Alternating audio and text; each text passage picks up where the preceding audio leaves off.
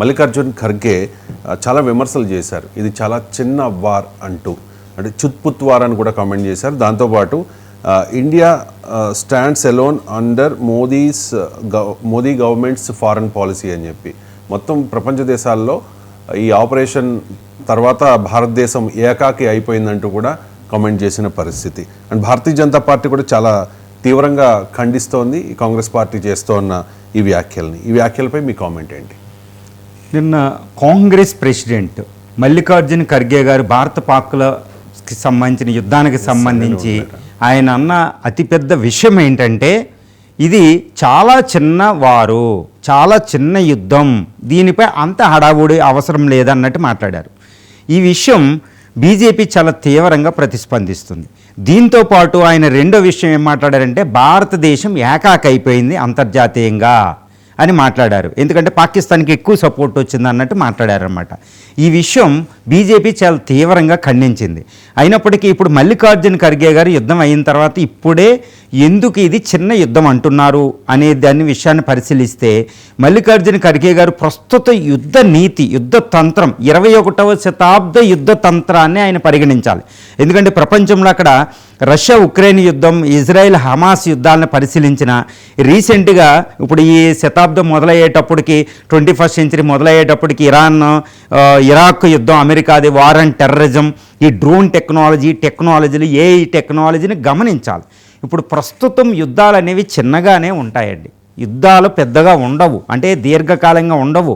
3-4 రోజుల్లోనే యుద్ధం అయిపోతుంది, కనీసం ఒక్క రోజులోనే యుద్ధం అయిపోతూ ఉంటుంది. అర్మేనియా అజర్బైజాన్ యుద్ధం చూడండి, చిన్న చిన్న దేశాల పేర్లు కూడా జనాలకు తెలియదు. అజర్బైజాన్, అర్మేనియా అక్కడ యూరోప్ దగ్గర ఉన్నాయని కూడా తెలియదు. కానీ ఆ యుద్ధం చాలా ప్రమాదకరమైన యుద్ధం జరిగింది. టోటల్ అర్మేనియాని అజర్బైజాన్ కేవలం 1-2 రోజులు ఓడించేసిందండి, ఎయిర్ డిఫెన్స్ పడగొట్టేసి. అలాంటి యుద్ధాల నుంచి భారత యుద్ధ తంత్రం నేర్చుకుంది. కాబట్టి ఇక్కడ ఒకటి, ఇది చిన్నవారు ఎలా అవుతుందండి? ఓకే, ఎనీబడీ కెన్ క్వశ్చన్, ఇది చిన్న యుద్ధం కాదు. ఎందుకంటే ఇది అటుపక్కన పాకిస్తాన్ అనేది ఒక అణుదేశం, 170 అణ్వస్త్రాలు కలిగిన దేశం, 12th లార్జెస్ట్ ఎయిర్ ఫోర్స్ ఉంది, మిలిటరీ 5 మిలియన్ దాటుంది, 5 అంటే ఆల్మోస్ట్ 500,000 దాటున్న ఆర్మీ ఉంది. అది చిన్న దేశమా? అమెరికా కూడా నార్త్ కొరియా మీద దాడి చేయలేకపోతుంది అణ్వస్త్రాలు ఉన్నందుకు. రష్యా కూడా ఏదైనా అణ్వస్త్రాలు గల దేశం మీద దాడి చేయలేదు. కానీ భారతదేశం ఒక అణ్వస్త్రాలు కలిగిన అది పిచ్చి దేశం మీద దాడి చేసింది. ఎంత ధైర్యం ఉండాలండి? ఇది చిన్న యుద్ధం ఎలా అవుతుంది? రెండో విషయం ఏంటంటే 21st సెంచరీలో చాలా స్విఫ్ట్గా జరుగుతాయి, వేగవంతంగా జరుగుతాయి. అదేవిధంగా చాలా షార్ట్ టర్మ్లో జరిగిపోద్ది అనమాట మోడర్న్ వార్ఫేర్. కాబట్టి ఇది చిన్న యుద్ధం అవ్వదు. రెండు, మే 7వ తారీఖు మొదలుపెట్టి మే 10వ తారీఖు కేవలం 4 రోజుల్లోనే భారతదేశం తన అధునాతన అస్త్రాలు దిగుమతి చేసుకునే స్వదేశీ పరిజ్ఞానంతో డెవలప్ చేసిన వాటితో మొత్తం పాకిస్తాన్ 7,96,000 చదరపు కిలోమీటర్ల ప్రాంతాన్ని అటాక్ చేసాం. 10 ఎయిర్ బేస్లను అటాక్ చేసాం. వాళ్ళు HQ-9 అనే ఎయిర్ డిఫెన్స్ సిస్టమ్ని పదలగొట్టేసాం. PL అంటే హైపర్సోనిక్ మిసైల్, క్రూయిజ్ మిసైల్ని పదలగొట్టాం. షహీన్, గోరీలు అంటే మిసైల్ని మనం అటాక్ చేసాం. వాళ్ళ అణ్వస్త్రాలకు భయపడకుండా అటాక్ చేశారు మన ఆర్మీ దళాలు. దీన్ని చిన్న యుద్ధం అనడానికి అసలు ఏమాత్రం కుదరదండి. It is absolutely, it is a 21st century swift and short term war. It is one of the biggest war in the modern history. Russia ఆశ్చర్యపోతుంది, అమెరికా ఆశ్చర్యపోయింది ఈ యుద్ధం ఏంటరా అని. ఎందుకంటే 400 డ్రోన్లు వచ్చి పడిపోతుంటే దాన్ని ఆపడం అనేది అంత ఈజీ కాదు. అది మత యుద్ధం అనమాట. మతం ఉండే భారతదేశాన్ని డివైడ్ చేద్దాం అనుకున్నా.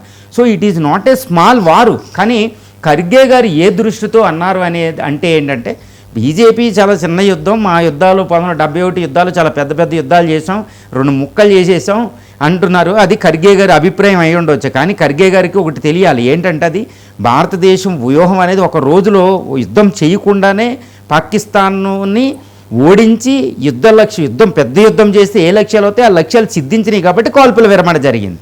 అదొకటి. ఇంకా రెండో విమర్శ అయింది ఏంటంటే భారతదేశం ఒంటరిది అయిపోయింది. భారత ప్రధాని తన యొక్క 11 సంవత్సరాల ప్రధానమంత్రి కాలంలో 51 దేశాలని 172 సార్లు దర్శించారు. అందులో అమెరికానే 10 సార్లు దర్శించారు ఈయన. కానీ యుద్ధం చేసే సమయంలో ఒక్క దేశం కూడా రాలేదు, పాకిస్తాన్కే ట్రంప్ సపోర్ట్ చేయవలసి వచ్చింది. ఇదంతా ఉత్తిత్తి పర్యటనలు ఇవి అని మోడీ గారిని విమర్శించారు. కానీ ఇక్కడ ఒక విషయం ఏంటంటే నిజమే, యుద్ధం భారత పాకిస్తాన్లు కొట్టుకోవడం అంటే కొట్టుకునే సమయంలో భారతదేశానికి ఫుల్ ఫ్లెడ్జ్డ్ సపోర్ట్ అనేది ఏ దేశం రానవసరం లేదు. ఇంకోటి ఏంటంటే భారతదేశం కూడా ఏ సపోర్ట్ అడగలే. ఒక యుఎస్ వారు నిపుణుడు అంటున్నాడు అనమాట, ఫర్ ది ఫస్ట్ టైం భారతదేశం ఎవ్వరు సపోర్టు లేకుండా, అసలు ఎవ్వరు సపోర్టు లేకుండా ఒక పెద్ద యుద్ధాన్ని గెలిచింది అని చెప్పారనమాట. అంటే ఏంటంటే భారతదేశానికి ఎవరు సపోర్ట్ అవసరం లేదు, ఈవెన్ దౌత్యపరంగా కూడా అప్పుడు అవసరం లేదు. ఆ టైంలో దౌత్యాలు ఉండవు, యుద్ధం చేయమని బ్రూట్ ఫోర్స్ ఉంటుందండి. యుద్ధం అంటే బ్రూట్ ఫోర్స్, పశుత్వం ఉంటుంది. ఆ పశుత్వం ఎవడు గెలిస్తే వాడే చట్టాలు ఇవి ఉండవు, తర్వాత దౌత్యనీతి. కానీ భారతదేశం ఒక అద్భుతమైన దౌత్యాన్ని చూపింది. ఎందుకంటే పాకిస్తాన్కి కొంతమంది సపోర్ట్ వచ్చిన, అజర్బైజాన్ టర్కీలో వచ్చిన, భారతదేశానికి ప్రత్యక్షంగా ఎవరు రాకపోయినా పాకిస్తాన్ మానసికంగా, అంతర్జాతీయ మానసికంగా అది ఒంటరిదే. ఎందుకంటే it is a hot bed of the international terrorism. ఆ విధంగా అది ఒంటరిది అయిపోయింది. పాకిస్తాన్కి ఏ విధమైన స్థానం లేదు, ఇంకా సచిన్ పామును కొట్టవలసిన అవసరం లేదని అన్ని దేశాలు వదిలేసినాయి. సో ఈ విధానంలో ఇప్పుడు ప్రస్తుతం జరిగిన యుద్ధంలో ఏంటంటే దౌత్య నీతిలో భారతదేశం చక్కగానే అవలంబించింది. కానీ ఇప్పుడు ఖర్గే గారు అన్నది, మోడీ గారు, బీజేపీ ప్రతిస్పందించి అది రాజకీయాలు. ఈ యుద్ధానికి సంబంధించిన యుద్ధాన్ని తక్కువ చేసి చూడవలసిన అవసరం మనం లేదు. భారతీయులు ఆ యుద్ధాన్ని అద్భుతంగానే చూస్తున్నారు. రాజకీయాలుగా వేరుగా చూసుకుందాం అంతే.